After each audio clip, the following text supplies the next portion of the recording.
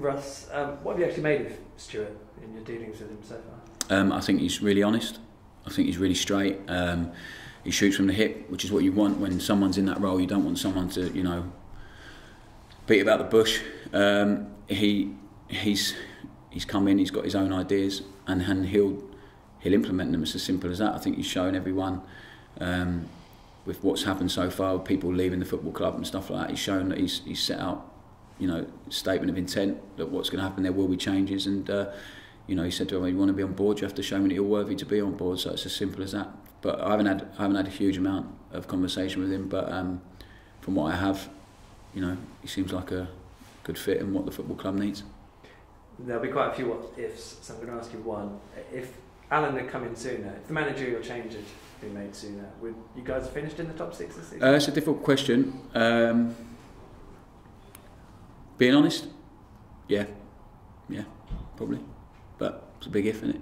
If and what's maybe. So, yeah, I think so.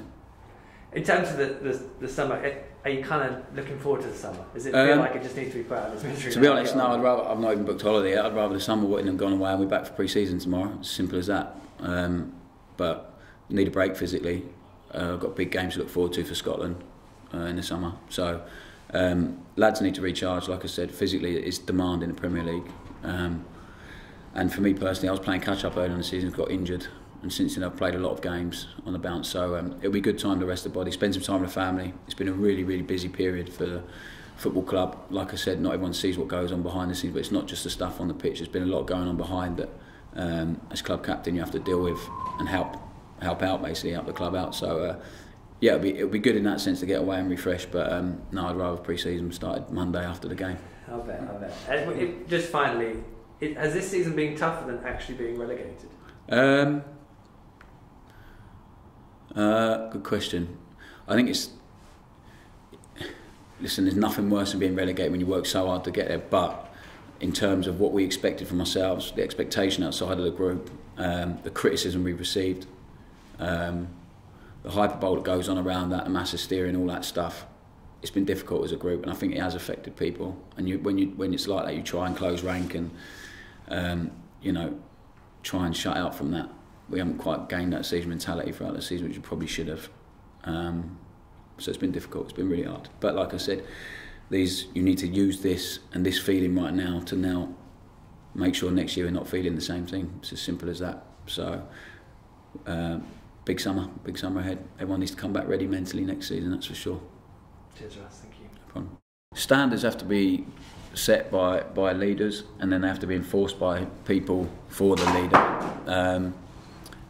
I think we got so caught up in trying to play catch up and winning football matches that other stuff sort of got let slip a little bit.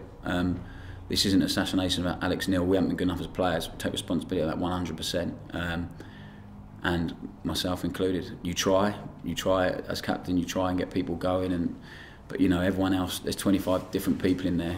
There's some people who will come on board and buy into it. There's some people who sit on the fence and go either way. They can go either way, and there's some people who will be that far gone against a manager or the way it's done because they're not playing, or they haven't had a chance, or they feel aggrieved for some reason. So it's difficult. It's difficult getting a balance, and what you need in the dressing room is getting more good ones and more defence seaters to come one way rather than the other. So it is difficult, but of course you try, and the senior players have tried, and then it needs to be backed up by other players and stuff. So we haven't, like I said, we didn't do it well enough on that, especially on that 9 game or whatever it was when we didn't win a game. We had loads of meetings, loads of honest meetings with each other, but unfortunately it wasn't meant to be.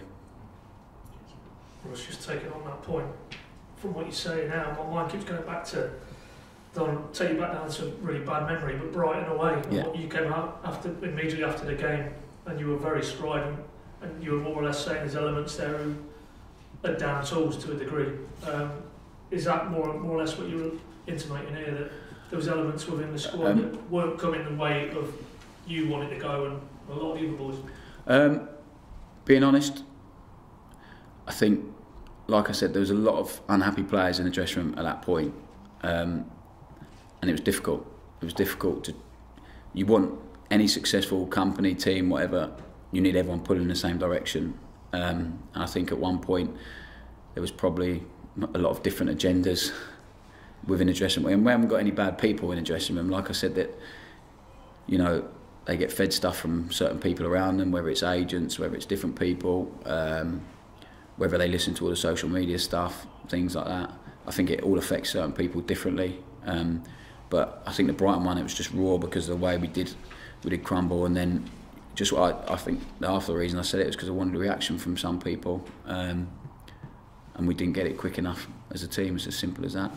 I think regardless, if anyone can criticise you or whatever after a game, whatever, the least you should come out with, or at least they tried hard. And I think at certain games this season, when we have gone behind, Sheffield Wednesday, Brighton, games like that, we've then not been mentally strong enough to keep going and keep fighting and stuff like that. So has been difficult. But the dressing room's not split or anything like that. There's no one who's poisonous in there and ruins the place. It's just like I said, there's a lot of different people at different stages of their career with Norwich, different stages of their career in terms of, as a whole, young people who want to play and frustrated, other players who thought they probably wouldn't have been here in the summer and were still here. And that frustration sets in, whether that's subconscious or consciously. And I don't think it is consciously, because I don't think anyone in that dressing room is a bad enough person to just go, actually, I'm not bothering.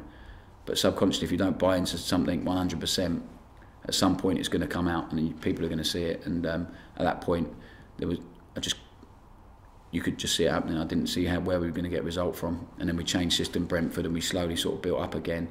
And then it didn't take very long for it to turn again. So, yeah, it's frustrating. Listen, I'm sitting here and I'm trying to be honest, and it's difficult because there's so many. I can't just say there's one thing wrong, and I can't just come out and blame Alex Neil, because it wasn't Alex Neil's fault. It was us as a group.